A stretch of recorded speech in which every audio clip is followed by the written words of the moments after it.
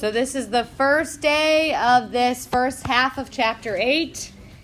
It's 8.1. We're going to talk about classifying polygons. So you might say, well, we've already classified polygons. We talked about naming polygons based on how many sides it has. This is a little bit different than that, okay? So we're going to look at something called convex polygons and concave polygons. A convex polygon is a polygon in which no line that contains a side of the polygon passes through the interior. So you already have this pentagon on your notes, right? So the definition of convex says if you extend the sides, the lines would not go into the figure. Basically, all the angles are pointing out. Okay? It's kind of easier to see what it means to be convex if you see what is not convex.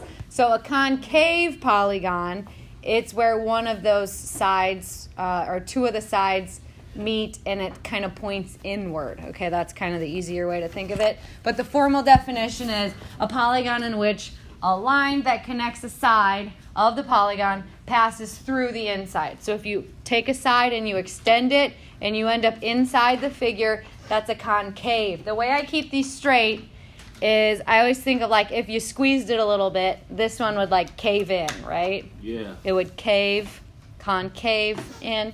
Yeah. That's how I remember. Silly little trick, but it helps me out. So I'll give you some time to write those. I know those are kind of long definitions. Some of you are just chilling. Please write this.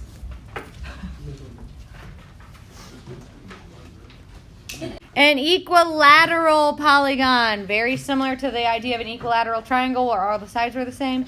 Equilateral polygon, all the sides are congruent. So like a rhombus, for example, that would be an equilateral quadrilateral. It has four sides and they're all congruent. Equiangular is when all the angles are congruent. So like a rectangle would be an equiangular quadrilateral. Four sides with all the angles congruent. What does congruent mean?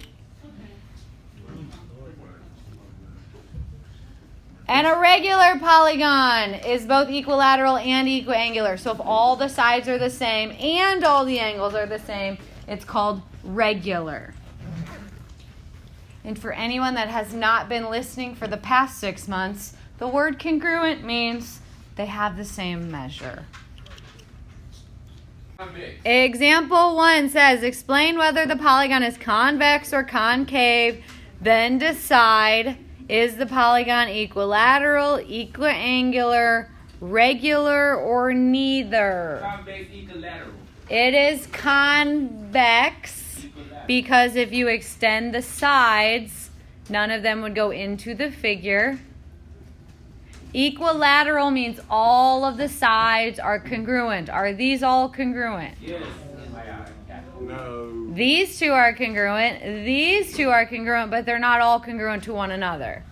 So it is not equilateral. If it's not equilateral, regular is also not an option. So it's equiangular. Equiangular would be if all the angles were the same. Are they all the same?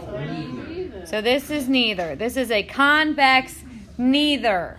The reason it is neither is because not all the sides and not all the angles are congruent. Same idea on number 2. We want to decide if it's convex or concave first.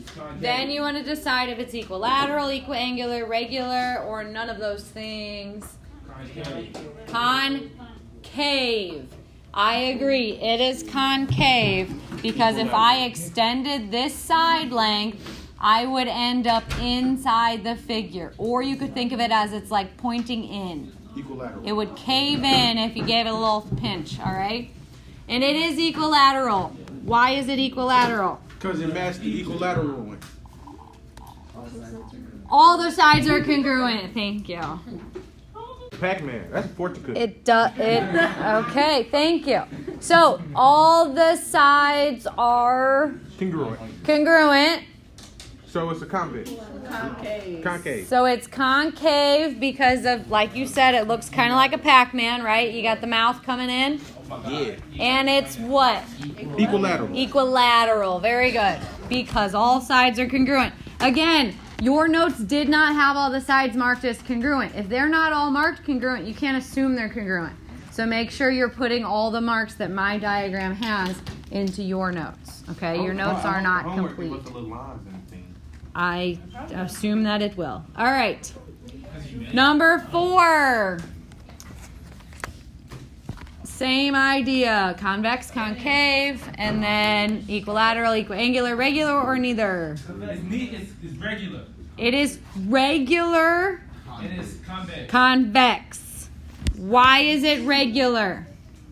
Because it look like the square on there. Yeah, it's a square. And a square is a regular quadrilateral. It's regular because all the angles are the same and all the sides are congruent. The bottom one says 3x plus 19. The side says 6x plus 10. The directions say that it is regular. If it is regular, what do I know? All the sides are congruent. So you can set those expressions equal to one another. Now, if this was mine, I would see the word regular and I would go do this real quick. But that's just mine, okay?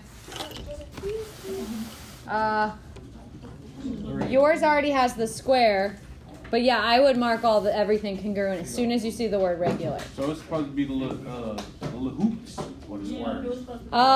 Either one. That's how you just show that angles are congruent. But you guys know we just did the square chapter that they are actually all 90. The important part though is those sides. Those sides are congruent. How do I solve that equation? Subtract 3x. Yes, we are going to subtract 3x from both sides. From 19.